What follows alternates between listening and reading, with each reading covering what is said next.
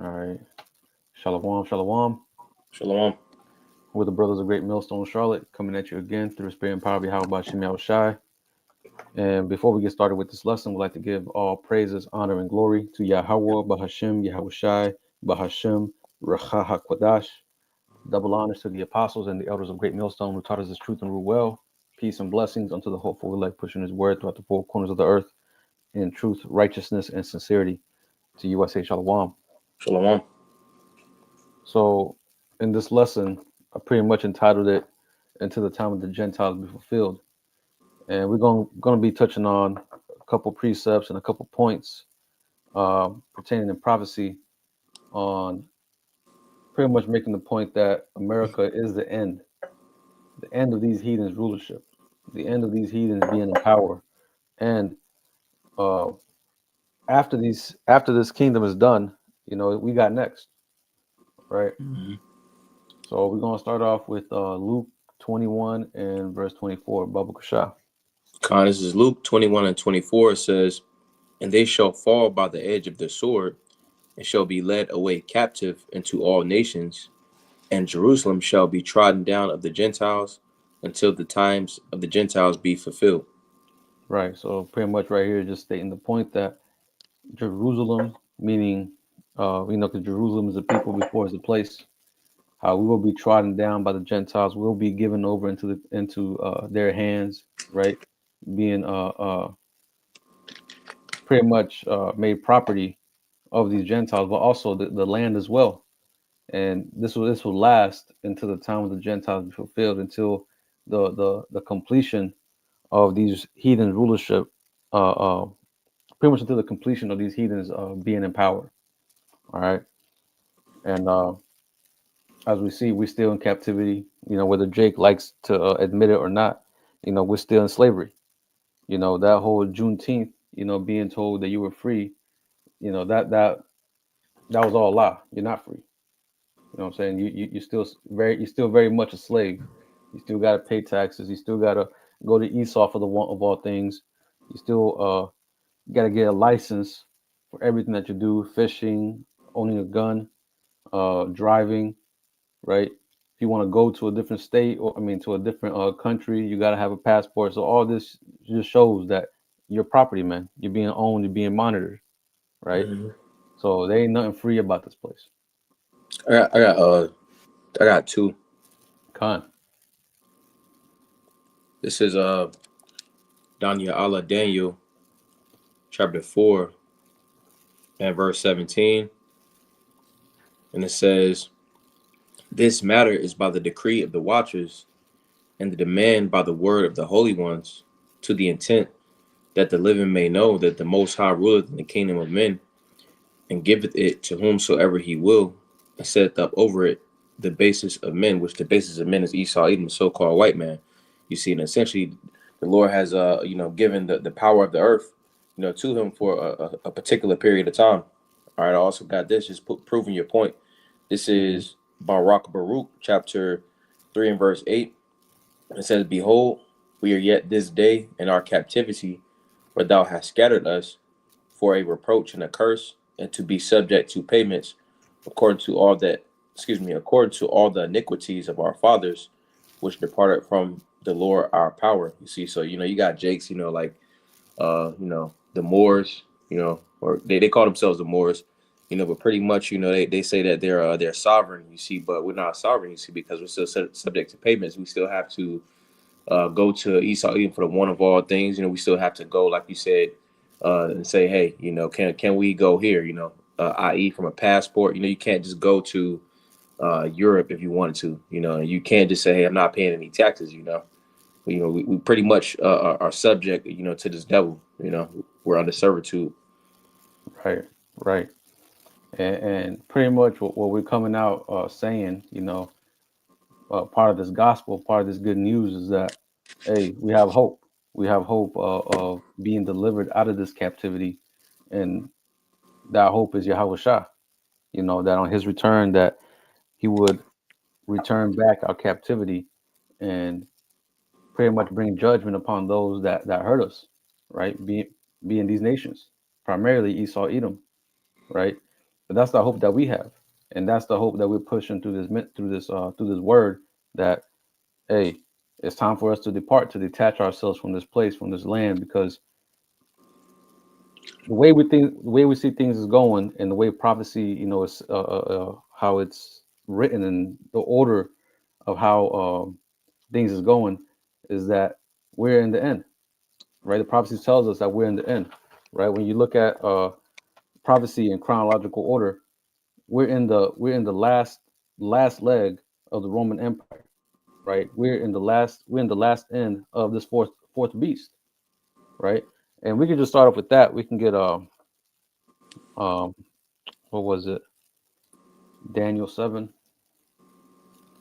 Let me Con, get this it. is Daniel chapter 7. Let's And see. what verse did you want? Let me see. We can start at 7. Con, this is Daniel Allah chapter 7 and verse 7. And it says, after this I saw in the night visions, and behold, a fourth beast, dreadful and terrible, and strong exceedingly. And it had great iron teeth. It devoured and brake in pieces, and it and stamped the residue with the feet of it. And it was diverse from all the beasts that were before it, and it had 10 horns. Right. So this fourth beast, because when you're reading this whole chapter, is going into um, at first the first beast, going into the Assyrian Babylonian, and then the second beast going into the Medio Persians, the third beast being the Greeks, and then this fourth beast uh, being the Roman Empire, right? And it says that it devoured and brake in pieces and stamped the residue of it with his feet, going into how he had that power, that strength. Because when you go back in history, you read about the Roman Empire, they had a very fierce army, right? They had a very Mm-hmm. strong and mighty army. So they were able to conquer and take over all the previous empires, right? But it says, and it was diverse from all the beasts that were before it, and it had 10 horns. It was diverse because that's where they implemented that whole democracy. We had a vote, you have a senate, and you have a so-called president. Back then they called them Caesars, and but that's pretty much the same layout that Esau has right now in America, right? The 10 horns referring to its vassal states, right? But you can continue on. God says, I considered the horns, and behold, there came up among them another little horn, before whom there were three of the first horns plucked up by the roots. And behold, in this horn were eyes like the eyes of man, and a mouth speaking great things. Right. So he said he considered the horns, and behold, there came up among them another little horn. This is talking about America, right? Before uh, America it was just a Roman Empire, and you had the vassal states. But out of the Roman Empire and those vassal states, eventually came up America, right? Now, when it mentions those three horns that were plucked up, that's going into the time of the revolutionary time period, whenever Esau was fighting against the English and the Spanish and the French, and you had the Louisiana Purchase. The things that they teach you in school, right, in secular history. This is pretty much what's going into the establishing of America, the independence of America, right?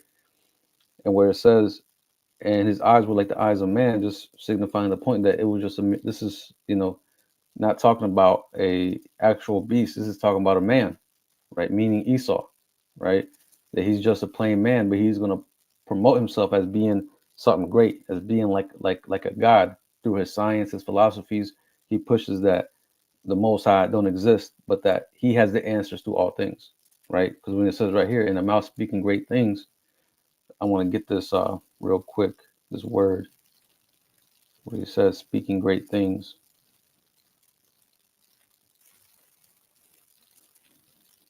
It says, hold on,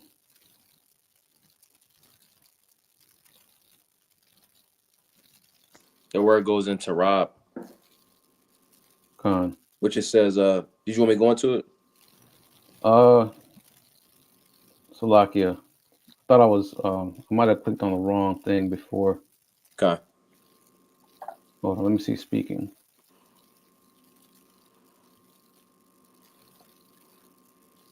Yeah, it's just saying to speak. Yeah, never mind. But yeah, the mouth speaking great things. We could see Esau speaking great things. Through his, like I said, through his science, his philosophy, even through him, through his what's it called them? Their leadership. They're speaking great things against the Most High. Speaking that they can make the Most High mad, that they don't need the Most High, saying the Most High is dead. All these things. You know what I'm saying? This is what's being talked about and being talked amongst these heathen, especially Esau, Edom, right? Can I get a quick one? Khan, you got it. Con. This is Jeremiah Yaramiah, chapter 12 and verse 1. It says, "Righteous art thou, O Lord, when I plead with thee. Yet let me talk with thee of thy judgments. Wherefore doeth the way of the wicked prosper? Wherefore are all they that excuse me, wherefore are all they happy that deal very treacherously? Thou hast planted them," pretty much going into how the earth is given into the hand of the wicked. And it says, "Yet Mm-hmm. they have taken root, they grow, yet they bring forth fruit. Thou art near in their mouth and far from their reigns." You see, far from their reigns, because we got scriptures like, Psalms the 10th chapter, verses 3 to 5. Pretty much how Esau doesn't have the Lord in his thoughts. All right, and then also it says it says near in their mouth. You see, because pretty much to reiterate and land back off pretty much going into how they continually blaspheme the Lord. What they push in this society is things that are adverse to the scriptures. That it's adverse to how life is supposed to be ran. Mm-hmm. Khan. Yeah, we can go down to verse 9 on that, Daniel. Con. This is Daniel Allah chapter 7 and verse 9, and it says, "I beheld till the thrones were cast down, and the Ancient of Days did sit, whose garment was white as snow, and the hair of his head like the pure wool. His throne was like the fiery flame, and his wheels as burning fire." Right. So what is this talking about? This is talking about the Most High through His Son Yahweh Shai establishing His kingdom on the planet Earth. Because it says, "I beheld till the thrones were cast down." Who's the one that's going to cast down the thrones of these heathen? Yahweh Shai. Right. So it automatically goes down from the fourth beast to the kingdom being established. Right. So that just shows you that this last empire, America, is going to be the last empire on the planet Earth, right? This is the end. This is it, right? China, like you have vain thoughts of these heathens saying that, oh, China is gonna uh, uh, be the next superpower, or Russia is gonna be the next superpower, right? All these other nations waiting in line, but they already had their chance. They already had the time to rule, right? Now is the time for Yasha Allah to rule, right? And that's pretty much what this is saying. That after this kingdom, America goes down, we got next, right? And we can get that in Second Ezra's. Let me get it. Second Ezra's 6 and verse 9. Well, actually, before we get verse 9, let's read the bottom part. Baba Kushai, you mind reading verse starting at 56? Con, this second Ezra 6. That's second Ezra chapter 6. Yeah, 6 and 56. Con, this is second Ezra chapter 6 and verse 56, and it says, "As for the other people, which also come of Adam, thou hast said that they are nothing, but be like unto spittle, and has likened the abundance of them unto a drop that falleth from a vessel." Right, so the Most High views these heathen as being nothing, spittle, right? Says as a drop that falleth from a vessel, man. Like that's insignificant, man. A drop that falleth out of a bucket of water, that's insignificant. Spit. Well, what do you do with spit? You spit that shit out, man. You don't even care about it, right? Mm-hmm. That's how the Most High views these heathen, man. But they have been put in positions of power because we fucked up. Us as a nation, the nation of Israel, we messed up, right? As the brother read earlier, right? That the Most High ruleth in the kingdom of men. Did you read that, or was it what was that precept? Daniel chapter 4 and verse 17. Right. See, so the Most High is in charge. He controls everything. So the Most High put this man in power, to punish us. But now we're seeing the tables turn. We're seeing this man starting to be put down, and Israel being raised up. Why? Because we are the apple of his eye. Like I said, Esau Edom is just been he served his purpose. There's still a little bit more for him to fulfill, but after that, that's it, man. You know, we continue reading though, unless you have something. La. Verse 57. And now, O Lord, behold, these heathen, which have ever been reputed as nothing, have begun to be lords over us, and to devour us. But we thy people, whom thou hast called thy firstborn, thy only begotten, and thy fervent lover, are given into their hands. If the Right. So world we were given into their right. It says, uh, they have begun to be lord over us and to devour us. Right. Again, just like I said, when you read in Daniel's 9, the 11th chapter, so like Daniel chapter 9 and verse 11, it speaks about, that the curses are poured upon us because we fell off, because we transgressed against the Lord. Right. And that's one of the curses that will have a nation, a nation from afar off, right, as quick as the eagle flieth, right, whose language we will not be able to understand. I think that's in Deuteronomy the 28th chapter, right, that they will come and pretty much subjugate us, right. They'll put a yoke of iron upon our necks till he have destroyed us, and that's exactly what happened, right. got precept. Con. This is Lamentations chapter 5 and verse 7. And it says, our fathers have sinned and are not, and we have borne their iniquities, because again, in the scriptures, the scriptures deal with regeneration, so essentially we are our forefathers coming back, so essentially we're again placed in this position because we went off and sinned against the Lord. Verse Mm-hmm. 8, servants have ruled over us, are the heathen. There is none that doeth deliver us out of their hand. And just pretty much the point that I wanted to grab was, we're in captivity and the heathen are ruling over us because we sin. Con. Mm-hmm. Con. We can finish that out in Second Ezra 6. Second Ezra chapter 6 and verse 59. It says, if the world now be made for our sakes, why do we not possess an inheritance with the world? How long shall this endure? Right, and that's essentially the spirit that we're coming in. Like, man, how much longer is this gonna last, man? Like, hey, every brother wants the kingdom. Every brother is ready for this bitch to fall, right? So we're constantly saying, though, man, how much longer, man? Oh, even like year by year, right? We have our the yearly thing that the Apostle Hard does. We're like, man, hopefully this year will be the year this bitch goes down. And every year we're praying that, man. So that's the same spirit that Ezra is in. But the answer was given in verse 9. I mean, we can start at verse 7. Buffalo Shah. Second Ezra Con. 6:7. It says, then answered I and said, what shall be the parting asunder of the times? And when shall be the end of the first, and the beginning of it that followeth? Right. So what's the parting asunder of the times? When is the time going to change? Right. Go ahead. And he said unto me, from Abraham unto Isaac, when Jacob and Esau were born of him, Jacob's hand held first the hill of Esau. For Esau is the end of the world, and Jacob is the beginning of it that followeth. Right. So that's the answer, man. Once this man goes down, then it's going to be our turn. Like I said, these heathen had their turn. They had their turn. All these heathens have had their chance to rule. Shit. Right now, they're ruling right alongside Esau. Right. The scripture talks about it in Psalms the 83rd chapter. Right.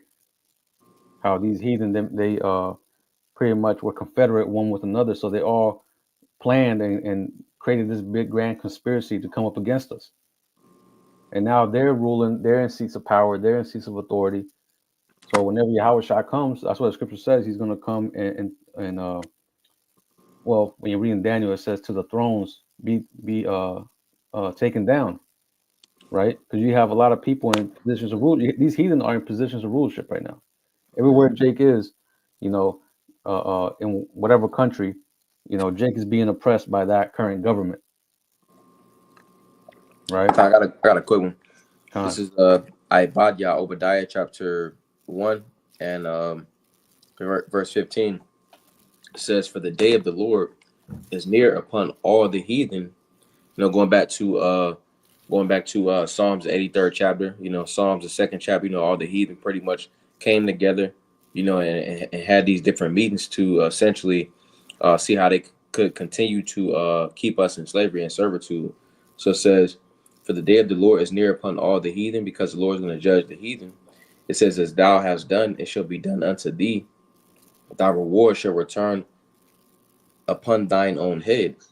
For as they have drunk upon my holy mountain, so shall all the heathen drink continually. Yet they shall drink, and they shall swallow down, and they shall be as though they had not been." So essentially they're gonna have to drink of that cup they don't want to drink from. They're gonna have to essentially go through that slavery. They're gonna have to go through being on the bottom, like how's rightfully supposed to be. I'm gonna get this as well real fast. This is Hmm. Dahalyam Psalms chapter 75, and we'll get verse 8. And it says, because it said they're gonna drink, and it says, "For in the hand of the Lord there is a cup, and the wine is red, it is full of mixture, and he poureth out the same. But the dregs thereof, all the wicked of the earth, shall wring them out and drink them." So essentially, everything that the wicked don't want to go through, the which includes, them being on the bottom, them being in servitude, us knowing who we are as a people, they're gonna have to go through that, you know. That's right. That's right. And we're gonna get just to back you up. Let me get Lamentations 4. And we're gonna go down to verse 21. It says, "Rejoice and be glad, O daughter of Edom, that dwellest in the land of Uz. The cup also shall pass through unto thee. Thou shalt be drunken and shalt make thyself naked." Right. So the same cup that we drink out of, the Most High is gonna make Esau drink out of that, like the brother was going into. He's gonna make the nations drink of that same cup. Like I said, being called a proverb and a byword. Hey, best believe we're gonna be calling Esau a proverb and a byword in the kingdom, right? Calling him all kinds of names. The scripture says that uh how's it go? Pretty much in our kingdom, or in our kingdom, we will boast ourselves, right? So in the kingdom, man, we're gonna be boastful, man, about having the kingdom, having a superiority over Esau, you know. So hey, and also the simple fact how he had us in chattel slavery. Hey, that same thing is gonna be happening to these heathen,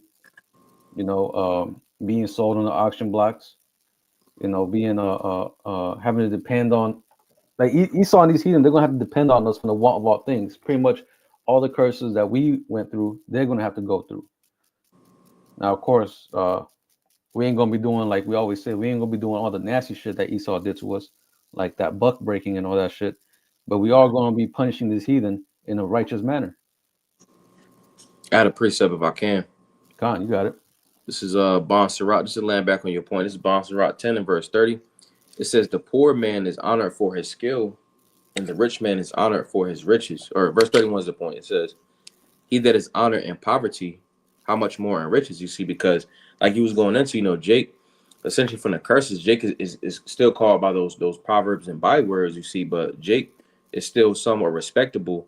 Jake is still, somewhat looked at, worldly, for some type of like worldly trends and stuff like that. Jake is still somewhat honored. And it Hmm. says, "He that is honored in poverty, how much more in riches?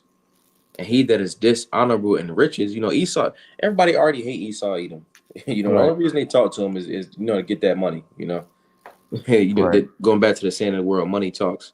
So it says, "And he that talks, excuse me, and he that is dishonorable in riches, how much more in poverty?" So like you was going into, Esau, Edom is going to be called by those sharp words, in the kingdom, you know. Hmm. That's And right. it's gonna hurt much more, you see, because he's already hated and he's up, So when he's really down, he's really gonna be down. Hmm. And, it's funny too because everybody knows that this man rules the world. Like, there's always jokes thrown at them how, especially these small hats, how they rule the world, how they're in control of all these things. But yet they try to twist the narrative as if they're the oppressed, they're the ones that are in poverty. When everybody knows, man, everybody knows what you do, man. You ain't slick, man. You ain't hidden no more. It's out in the open, man. All your laundry is out in the open, bro. The track record speaks for itself of everything that you're doing. So that's why everybody's starting to hate your ass. You over here bombing people, or I would say so-called innocent people over there in Palestine, which we don't give a fuck what happens over there. But the point being is this man is out here doing all these bombing raids and uh, uh, uh, killing innocent or so-called innocent people, but yet you proclaiming to be the innocent. You're proclaiming to be the victim. You're proclaiming to be the righteous. But look what you're doing. That's why all these things don't come down upon you, man. Especially for touching the apple of the Lord's eye. All right. But I'm gonna finish this out in Lamentation 4:22. It says, "The punishment of thine iniquity is accomplished, O daughter of Zion." Right. So our captivity is up. We're at the end of our captivity. Right. It says, "He will no more carry thee away into captivity. He will visit thine iniquity, O daughter of Edom. He will discover thy sins." And that's what we're seeing. That skirt is being lifted up. All of Esau's iniquities, like I said, all his dirty laundry is being, aired out, man. Right? So he's going to visit you, Esau. Um, what was that scripture you sent to me in the chat, bro? Um, Chase Row. That's what it was. Let me find that real quick. Should be Isaiah 13 and 14. Yeah. Isaiah 13. And bear with me. I just started 14. It says, "And it shall be," well, actually I started 13. It says, "Therefore I will shake the heavens, and the earth shall remove out of her place in the wrath of Yahweh of hosts, in the day of his fierce anger. And it shall be as the chased roe, and as a sheep that no man taketh up. They shall every man turn to his own people, and flee every one to his own land." So Esau, Edom is going to be that chased roe, that sheep. America, period, is going to be that prey that the Most High is going to come down on, man. But it says, "Everyone that is found shall be thrust through, and everyone that is joined unto them shall fall by the sword." And that's mainly to you, 2/3, man. To you Jakes that still caught up in the world and still want to be buddy buddy with Esau, right? The scriptures say, "Though hand joineth hand, the wicked shall not go unpunished." You know, so you over here making yourself an ally to the enemy, you're essentially making yourself an enemy to the Lord. All right, but that this just goes to show you what's coming down the pipe to Esau, man. He's getting ready to be chased, pretty much destroyed. Right now, I want to go back and touching on how this place, well, pretty much touching on the fourth beast. All right, um, get Second Ezra 11 and 38. Baba Kushai, you mind reading this? 38 to God, 39. God says, "Hear thou, I will talk with thee, and the highest shall say unto thee, art not thou it that remainest of the four beasts, whom I made to reign in my world, that the end of their times might come through them?" You see, so this is the Most High saying, right? Art not thou it that remainest of the four beasts? Talking to America, right? This is the end. This is the last leg of that fourth beast. It says, "Whom I made to reign in my world," right? Because this is the Most High's world, right? But the earth, like the brother said in Job 9 and 24, right? The earth is given into the hands of the wicked, right? So the Most High gave the world over unto Esau. He let him, he permitted him rule or reign in his world, right? But at the end of his rule, it says that the end of their times might come through them. This is going to be the end for them. This is the, this is it. This is the end of the time of the Gentiles, right? So this just goes to show you, man, that we're at the end of this place, man. We're at the end of this thing. The kingdom of heaven is next. All right. And just to further back that up, we can get the book of Daniel, Daniel, the second chapter, and we'll start at verse. Let me see. We'll start at verse 31. Con. This is Daniel Allah chapter 2 and verse 31. And it says, Thou, O king, sawest and behold a great image. This great image, whose brightness was excellent, stood before thee, and the form thereof was terrible. And the image's head was of fine gold, his breast and his arms of silver, his belly and his thighs of brass, his legs of iron, his feet part of iron and part of clay. Thou sawest till that a stone was cut out without hands, which smote the image upon his feet that were of iron and clay, and brake them to pieces. Mm-hmm. You can go ahead and finish it out 235, and then I'll break it down.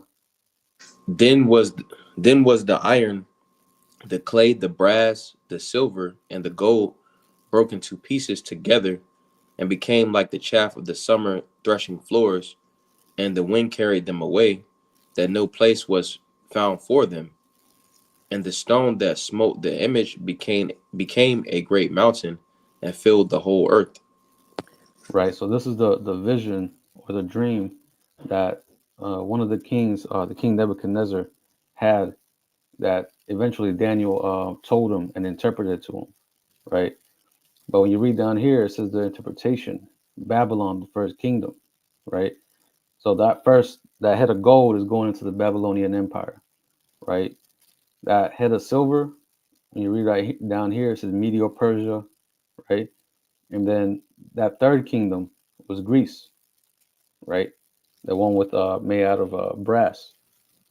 And then that fourth kingdom, right, is Rome, right? And we can start reading from here, 40 down to 44. Daniel chapter 2 and verse 40. And the fourth kingdom shall be strong as iron, for as much as iron breaketh in pieces, and subdueth all things, and as iron that breaketh all these, shall it break in pieces and bruise. And whereas thou sawest the feet and toes, part of potter's clay, and part of iron, the kingdom shall be divided, but there shall be in it of the strength of the iron, for as much as thou sawest the iron mixed with the miry clay. Right. So this part iron and part clay, the feet and toes, this is going into the American Empire, right? And it says that this is connecting the feet and the toes, while he's here in the vision, is connected to the part that's iron, the legs that are of iron. This just shows you that this is a continuation of Rome. Okay, but it says that they were divided, right? Because there's a lot of division here in America. You had the Democrats, the Republicans. Pretty much on all fronts, America is polarized. Especially it being a whole cesspool of different, well, not cesspool, but a melting pot of Yeah. different cultures and people. It makes it even more divided. Come and get something real fast. Con. Because also another word for a melting pot. They call this place a melting pot. Let me get this word real fast. Hmm. This is the etymology of the word conglomerate, and it says gathered into a ball or rounded mass. It says to roll together. So it says excuse me. It says to roll together, concentrate, heap up from assimilated form of calm with together, which the the con part is with, and then the glomerate pretty much goes into that collection or that ball. Pretty much going to how, like, you're going into that melting pot. It's a mixture. That's why this place is known as America Babylon the Great. It's a mixture of different philosophies and different lifestyles and stuff like that. You know, Hmm. Right. I'm gonna get And, this and as well if I can. Con, you got it. Con, this is Habakkuk chapter 2 and verse 5, and it says, "Yeah, also because he transgresseth by wine, he is a proud man, neither keepeth at home, who enlargeth his desire as hell, and is his death, and cannot be satisfied, but gathereth unto him all nations, and heapeth unto him all people." Hey, again, going to that conglomeration, that melting pot, Babylon by ball. Pretty much everything is here in America, Babylon the Great. Hmm. And whenever you have like if you ran a business, right, but everybody's doing their own thing, ain't nothing gonna get done, right? Things ain't gonna function properly. But if everything is the same, if everybody's in the same is on the same track, everybody's in the same like mind, you can give out orders and things will flow in a more smoother state. But with here in America, everything is like ain't nothing sticking together. That's why it says, part of iron and part clay. That clay is won't get mixed with that iron. It ain't gonna work. It ain't gonna function. Things is gonna be sliding off and moving and kind of like just be weak. It ain't gonna hold together, right? The scripture says, "If Satan cast out Satan, how shall his kingdom stand?" Right? And that's what you see. Here it is. You're in America, but you have everybody divided. How you gonna get things done? But we know Esau operates through order ab chaos. I mean, order out of chaos or order ab chaos, right? Where he has to have this type of chaos in order for him to be able to assert his authority and put in um, laws that are more strict and more harsh, right? As we're going to see here further down the line, he's going to start implementing, right? Them draconian measures, right? But all this to say that the only reason why he's having to do all this or having to resort to those type of measures is because he knows that his power, his grasp on his kingdom is slipping out of his hands essentially, right? Because again, the end is here. The end of this Esau's empire is here, man. The end of these heathens being on top, being in positions of power. That's about to be a thing of the past, man. We ain't never gonna see these motherfuckers rule again. And as we see, man, these motherfuckers got to be taken out of rulership because just look at how they're governing everything. Look how everything is functioning under the direction of these heathen, primarily Esau. You have goddamn animals, like they say, so-called going extinct. You have pollutions in the water, pollution in the oceans, pollution in the air. You know, people dying from just suddenly out of nowhere, right? Calling them what they call it, sudden death syndrome. Like that's just, man, it's a lot of shit, man, that's going on because of this wicked ass rulership continuing to be in power. Like it says in the scriptures, if the Most High doesn't speed up the times, there shall no flesh be saved. And that's what it's coming down to because uh, Esau don't want pretty much people doing what they do, having the freedom and flying here and flying there, and what I'm saying. The top elite they call you regular Americans useless eaters, right? That's how they view y'all as being just sheep, a waste of space, right?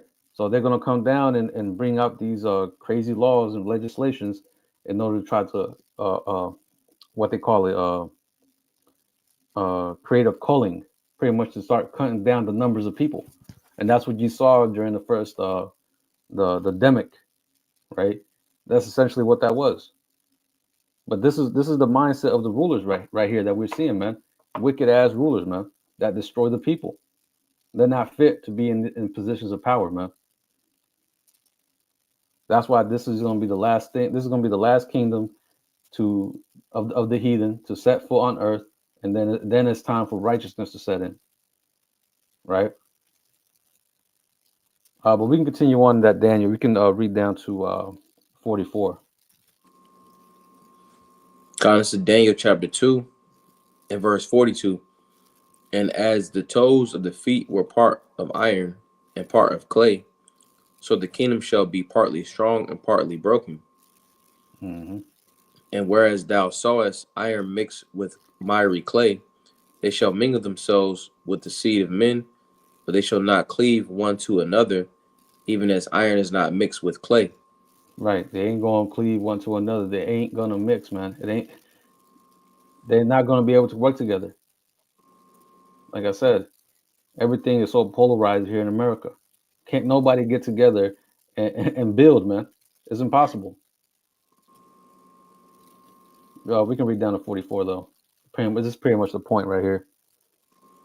Says, and in the days of these kings shall the Most High of heaven set up a kingdom which shall never be destroyed, and the kingdom shall not be left to other people, but it shall break in pieces and consume all these kingdoms, and it shall stand forever. Right, and this is that stone that was cut, right? That came down and hit the feet. This is that kingdom, the kingdom of the Most High, right? The kingdom of heaven. That's what's going to be established right after America goes down, because we done established the point that America is that feet made of iron and part clay, right? So once this place goes down, hey, that's it. The kingdom of heaven's next. All right. But I just wanted to make those points because this further uh this further puts into our minds that hey, we're at the end of this thing, right? The kingdom of heaven is next. And we see how America is going, man. America's on its way out. I mean, there really can't be that much more black swan events and false flags and um, World War III threats or whatever until this place goes out, man. You have the MOTB just right around the corner. You have World War III, which some people are already saying that it's already popping off. But hey, we understand that things is gonna go in the way that the Most High said it was gonna go, and that's what we're seeing, right? We're seeing prophecy speaking, right? You have anything else, Ak? Con. This is Isaiah chapter 19 and verse 1. And it says, the burden of Egypt, behold, the Lord rideth upon a swift cloud and shall come into Egypt, which Egypt, represents, America, Egypt 2.0. And it says, the idols of Egypt shall be moved at his presence. All right. And, a lot of, when you look at ancient Egypt, the Lord touched those idols back then, so in this present day Egypt, essentially these idols, are going to be touched as well, you know. And it Mm-hmm. says, and the idols of Egypt shall be moved at his presence. All the idols that everybody, in America, Babylon the Great, and trust in, those things are going to be found to be, not trustworthy at all, And it says, and the idols of Egypt shall be moved at his presence, and the heart of Egypt shall melt in the midst of it. Because pretty much what allows America to thrive, they pretty much thrive, like you said, off of that disorder, you know, Mm-hmm. that disorder, and then also, everything, it says, in the heart of Egypt shall melt in the midst of it. Everything that once made America Babylon the Great. All right, essentially, it's not going to work how it once used to. We got examples of that. Like with the military, nobody wants to follow after that American dream anymore. Pretty much going to the heart of Egypt. Melting. It Mm-hmm. says, and I will set the Egyptians against the Egyptians, and they shall fight every one against his brother, and every one against his neighbor, city against city, and kingdom against kingdom. It's pretty much infighting, civil unrest. Pretty much everybody's against each other because that's essentially how it's set up right now. Anyway, so the end result of that is going to be civil wars. Civil unrest. And it Right. says, Hey, if I may add, Salakia, mm-hmm, if I may add, that's pretty much the spirit that you see right now amongst everybody. mm-hmm, The scripture says that the love of many shall wax cold, and that's what you see. Everybody just waiting to crash out, man. just waiting, just Mhm. needing a reason to, like I said, just people just need a reason to crash out, and that's what we see amongst these people, man. There's any reason to let them just go over the edge. Everybody's already on edge. They just need that one little push to push them over that edge, man. Mhm. And it says, and the spirit of Egypt shall fail in the midst thereof, pretty much going to the mind, that essentially that's in this place. And it says, and the spirit of Egypt shall fail in the midst thereof, and I will destroy the counsel thereof, and they shall, excuse me, and they shall seek to the idols and to the charmers and to them that have familiar spirits and to the wizards. You see, because ultimately Esau Edom sees that this place is infrastructure, or the power structure of this place is falling. You see, so he's trying to consult, with those left hand spirits. You see, but they're not working with them like they used to. You Hmm. see, but essentially going to the point that they're trying to get counsel. That's why essentially it's a lot of mass distractions going on. That's why you mentioned the point that it's only but so many black swan events you can bring up, and then also that, but then also like what keeps America going, you see, because right now prophecy is what's happening. All right, prophecy, the bus is always going to roll, you see, but what are the minds of these American people on? Folly. So they're looking at Right, the football games, the basketball games. That's no longer working anymore. People don't are no longer into stuff like that. So Esau has to come up with these different, sporting events. That's why we see things like slap boxing. All right, we see things like pillow fights and stuff like that. That's essentially serves as an example of them consulting with those familiar spirits and wizards. Because essentially they have to come up with different distractions. To keep the right, people's mind off of prophecy. right. That folly is becoming more and more ridiculous.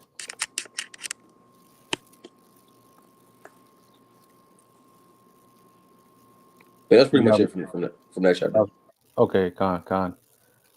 Uh, I want to get one real quick. Did you have anything else? Lie. Con, I want to get this. Ecclesiastes 7 and verse 8. It says, "Better is the end of a thing than the beginning thereof, and the Mm-hmm. patient in spirit is better than the proud in spirit." So, just the point being, a better is the end of a thing than the beginning thereof. Hey, man, hey, we're happy, man.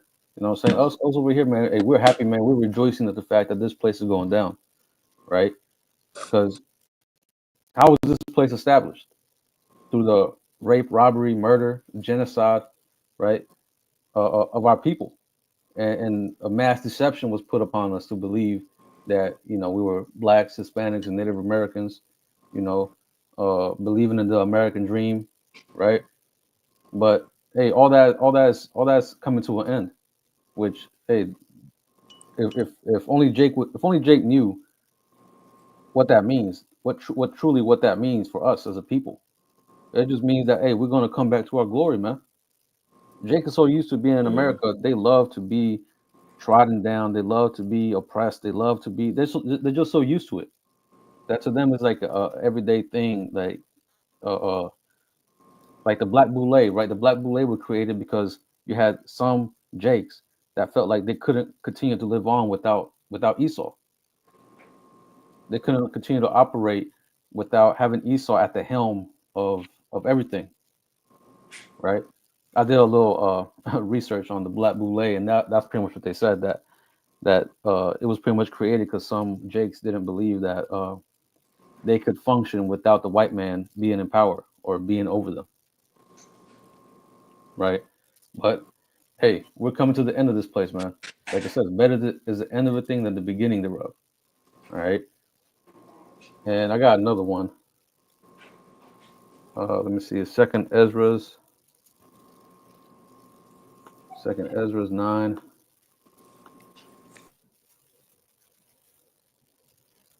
Salakia. Second Ezra's 9 and verse 5. It says, "For like as all that is made in the world hath a beginning and the end is manifest." Right. So America ain't no different than any other kingdom. America had a beginning. Now, hey, we're seeing that it's at its end. Right. Everything that has a beginning has an end. The Babylonians had a beginning. They ended up having an end. The Romans, right? Even though this is Rome 2.0, we're seeing that this is finally going to be the end of this place, right? And I have a article, quick article. I know brothers have seen this before, but I figured it'll be a good article to put into this video. But it's from creators.com. It says the average empire survives for 250 years. Is America at death's door? And pretty much that's true. The average empire only lasts for 250 years. And I believe America is what, 247, 48, something like that. So, hey, America's out of here. America's out of here, man. This is the last couple years for America, Lord willing, because I can't see this place going any longer than 10 years. But reading a little bit into this, it says studies show that an empire survives an average of mere 250 years. Did you know that?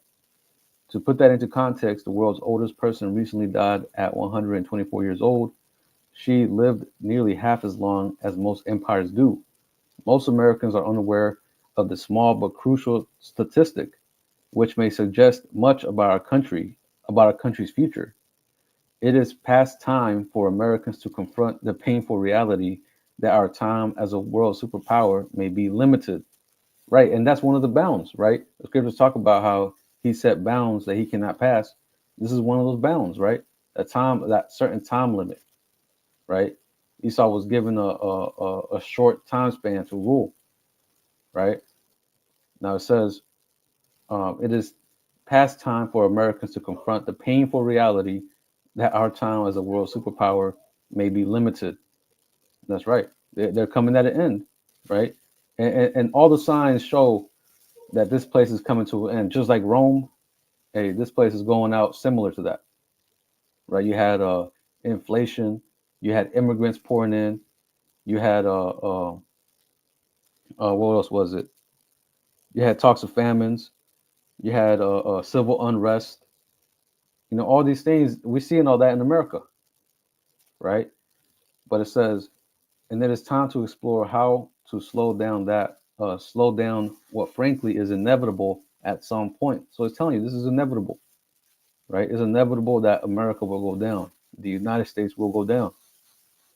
But it says that the United States global domination will not persist indefinitely, right? Hey, Baba Kushah, you mind getting that preset where it says uh, their houses shall continue forever? Con, I had some after that too. Okay, Khan. This is Psalms. Hold on. This is Psalms chapter 49 and verse 11. And it says,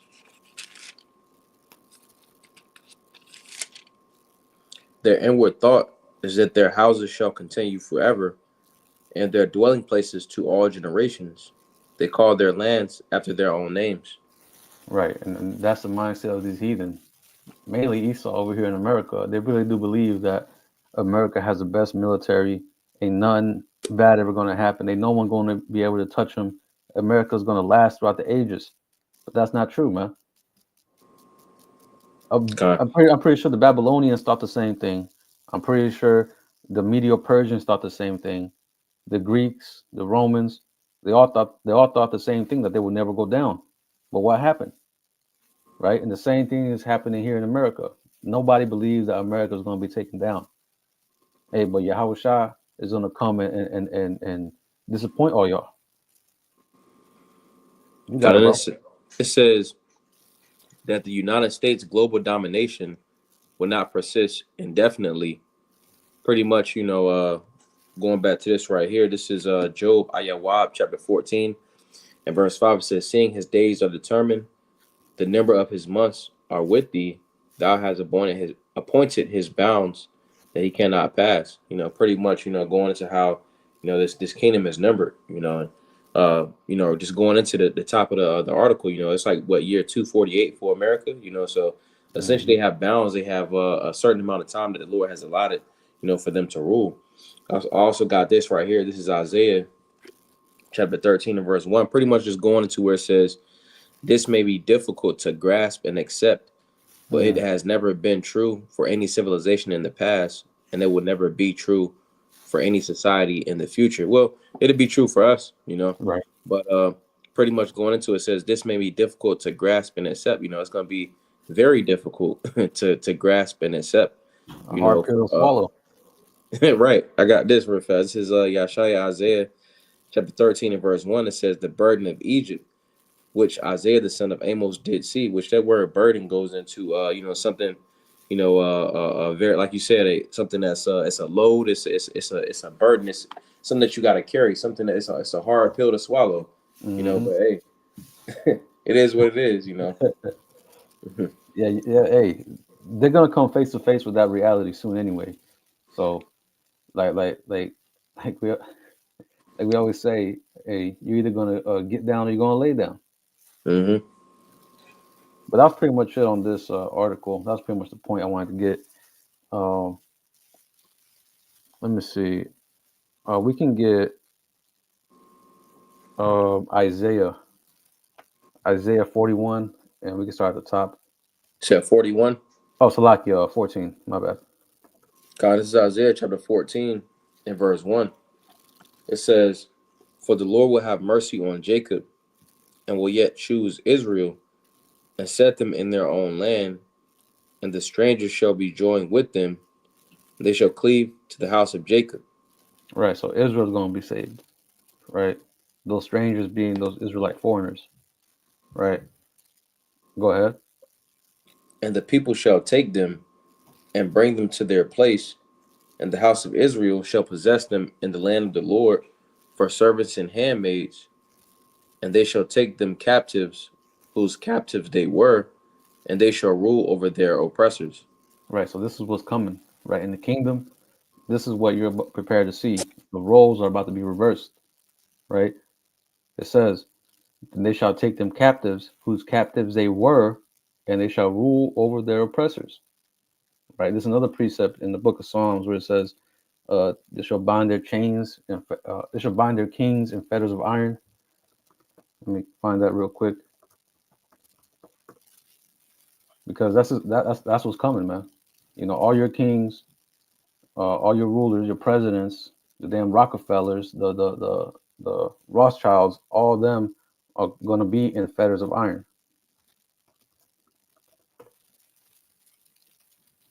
Let's see if it's coming up. There it is. Psalm 149. Um, Let me see. I'll start at 5. It says, let the saints be joyful in glory. Let them sing aloud upon their beds. Let the high praises of the Most High be in their mouth, and a two-edged sword in their hand, to execute vengeance upon the heathen and punishments upon the people. Right? So we're going to be executing vengeance. Vengeance. Let me look at this word for vengeance real quick.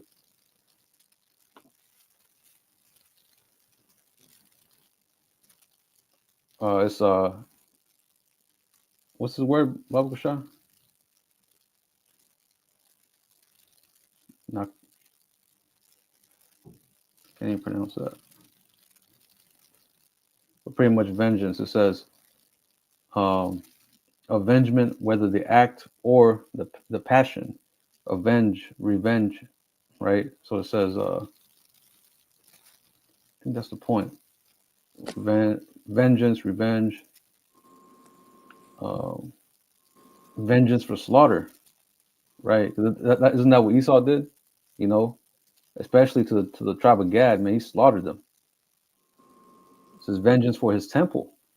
Hey, yeah, vengeance for his temple. Who's the temple? Yasha Allah, right? His remnant. Um, Let me see. That was pretty much it. Yeah, the desire of vengeance. So hey, we're gonna be, pretty much it's payback time. It's pretty much what it is, right? But it says to execute vengeance upon the heathen and punishments upon the people, to bind their kings with chains and their nobles with fetters of iron. That's what's gonna happen, man. They're gonna be chained up, they're gonna be shackled up, and they're gonna be put to work, right? But it says to execute upon them the judgment written, This honor have all his saints. Praise ye Yahweh. Right, and that's the honor, man. That's the honor we're going to be having. All Israel is going to be whooping ass, man, in the kingdom. Mm-hmm. We're all going to have that authority to, well, pretty much, hey, y'all gonna be our property, so we're gonna do whatever we want to our property, right? So that's pretty much it. Actually, I got one more. Romans 13 and verse 11, right? Just um, bringing everything back. Romans 13 and verse 11, it says, "And that knowing the time, that now it is high time to wake out of sleep, for now is our salvation nearer than when we believed." You see, so seeing that the prophets are out here, right? The scriptures talk about it, how there shall no sign be given unto them but the sign of the prophet Jonas. So the prophets are out here. That alone is a sign that we're at the end. But also us breaking down the precepts and showing how this is the end. Hey, this should click into Jake's minds that, hey, we ain't got much time here, man. We're seeing how America's going. We know that America's going to be destroyed by thermonuclear destruction. Hey, now it's time to wake up out of that sleep, man. It ain't time to be taking naps, man. It ain't time to be, out here snoring, man. You gotta wake up and see what the fuck is going on around you, right? Salvation is nearer than we believe. Salvation is almost here. What Jake has been wanting and begging for, right? Peace and justice, all that is coming. But hey, you gotta snap out of that deep sleep, man, that you've been put under, and know that, hey, Yahweh Shai is coming, and to bring that peace, to bring that justice, man. Right? Jake out here marching, no justice, no peace. What the hell are you gonna do, man? You're marching and you're asking your enemy, the devil, the one that's committing oppression upon you, to lighten up the load, man. That's not gonna work, right? The answer is to return back to Yahweh Hashem Yahweh Shai and wait patiently for his arrival. Because that time, we're seeing that time is almost here. All right. Let me read verse 12. It says, "The night is far spent, the day is at hand. Let us therefore cast off the works of darkness, and let us put on the armor of light." You see, that's what Jake needs to be doing in this time, right? Repenting, right? Putting on therefore as the elect. That's what we gotta be doing in this time. That's pretty much it. That's all I have, bro. You have anything else? Lie. Con. So with that, we pray this lesson was edifying. We're gonna go ahead and close it out by giving all praises, honor, and glory to Yahweh, Bahashem, Yahweh Shai, Bahashem, Racha Kodash. Double honors to the apostles and the elders of Great Millstone who taught us this truth and rule well. Peace and blessings unto the hopeful elect pushing his word throughout the four corners of the earth in truth, righteousness, and sincerity. Until the next time, we're going to say Shalom. Shalom.